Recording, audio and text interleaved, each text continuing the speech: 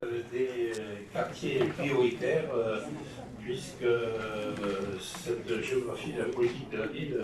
qui a permis une concentration de moyens et de dispositifs sans précédent sur les quartiers du territoire en difficulté entre 2015 et 2023, conformément à la loi de programmation pour la ville et la cohésion urbaine du 21 février 2014, dite loi Lamy. Le contrat de ville de cette métropole Méditerranée, signé en 2015, a permis de déployer les instruments de la politique de la ville au service des 3 quartiers prioritaires identifiés sur notre territoire et de l'amélioration de leur fonctionnement avec le reste du territoire. 7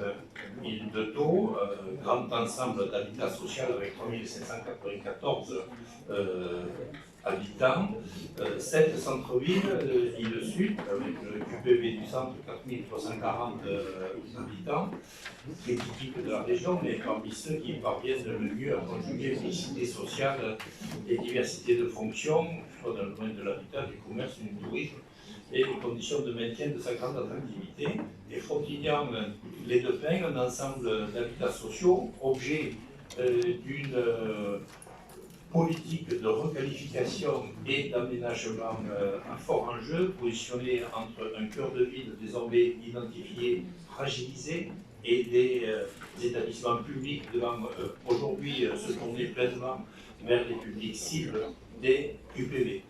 Pour rappel, l'existence d'un contrat de ville sur un périmètre donné permet mécaniquement d'y concentrer les moyens de tous ces signataires sur des opérations d'investissement et de fonctionnement. Le bilan des opérations menées dans le cadre du contrat de ville entre 2015 et 2022 est ainsi le suivant. 1039 actions en fonctionnement sur la période pour un total de 21,5 millions d'euros, dont 7,2 millions d'euros de crédits spécifiques entre 18 000 et 20 000 personnes touchées annuellement sur ces 3 QPV. 2 programmes de réussite éducative sur 7 et sur Frontignan, un label cité éducative sur 7 pour la période 2021 et 2023, dont le renouvellement est en cours d'étude actuellement, un ensemble de conventions territoriales qui prennent en compte les besoins de fonctionnement et d'investissement spécifiques au QPV, la convention territoriale globale, la convention territoriale d'application, la convention généralisée d'éducation artistique et culturelle, la fameuse CGEAC, le conseil intercommunal de sécurité, de prévention de la délinquance et de la radicalisation, le CISPDR, le conseil local de sécurité et de prévention de la délinquance de Frontignan-la-Pérade,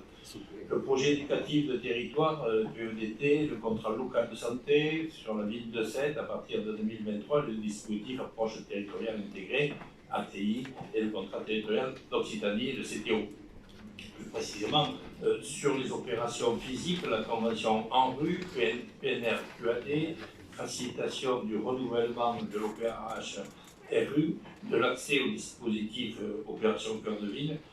les conventions d'abattement de la taxe foncière sur les propriétés bâties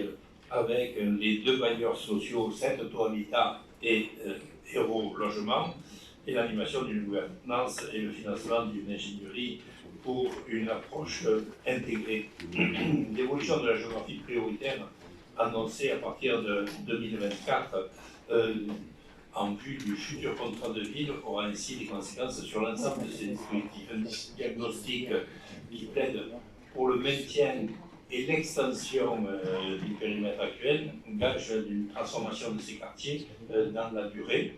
L'étude de l'évolution sociale et démographique des quartiers et l'analyse qui en découle démontrent aujourd'hui une nécessité à maintenir un niveau d'intervention important sur les périmètres actuels. Au vu de cette même étude, il nous apparaît aujourd'hui indispensable de les compléter par des extensions ou la création de nouveaux périmètres à même de répondre aux enjeux réels de nos QPV. Pour la ville de Sète, il s'agit de la totalité de l'île Sud. Le périmètre actuel se limite à 2 rues perpendiculaires alors qu'existent de part et d'autre des poches de précarité. La partie nord du périmètre centre-ville actuel, secteur Place de la République, commissariat, et les 2 fournis par le département, les données fournies par le département et l'INSEE montrent que plus de la moitié des bénéficiaires des minima sociaux vivent actuellement en dehors des périmètres existants et plus favorablement dans ces secteurs périphériques. En écho avec l'annonce de M. Klein d'obtenir l'entrée du collège Victor Hugo sur le dispositif REP ou REP+, situé en périphérie immédiate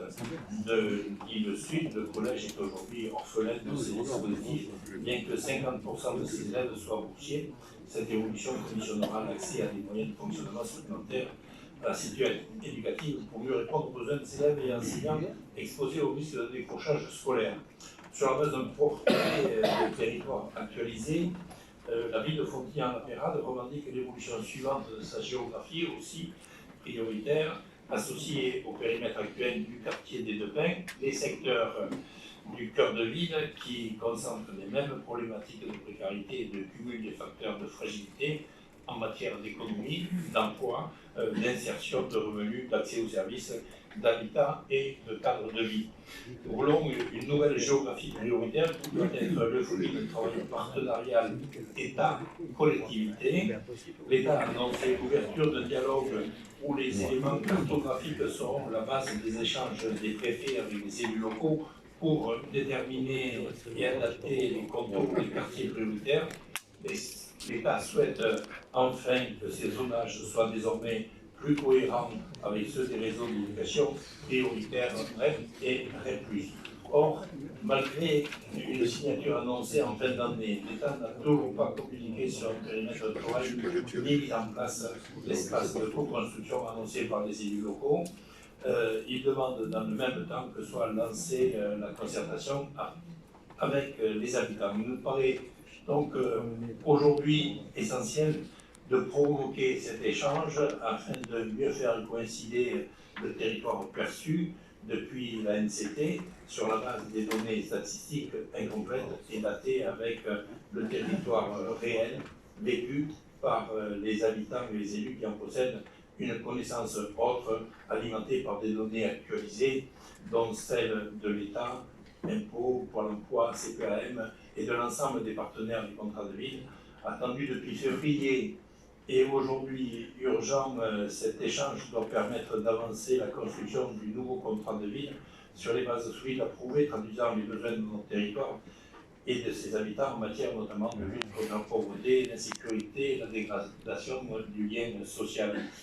Il est donc proposé d'interpeller l'État aux différentes échelles afin d'acter le maintien et l'extension de la géographie actuelle des secteurs concernés sur notre territoire en vue d'assurer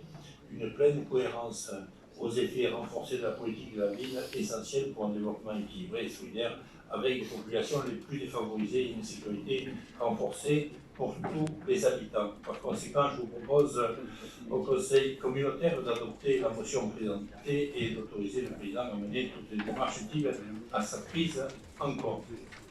Peut-être M. le maire de Fontilly veut s'exprimer aussi.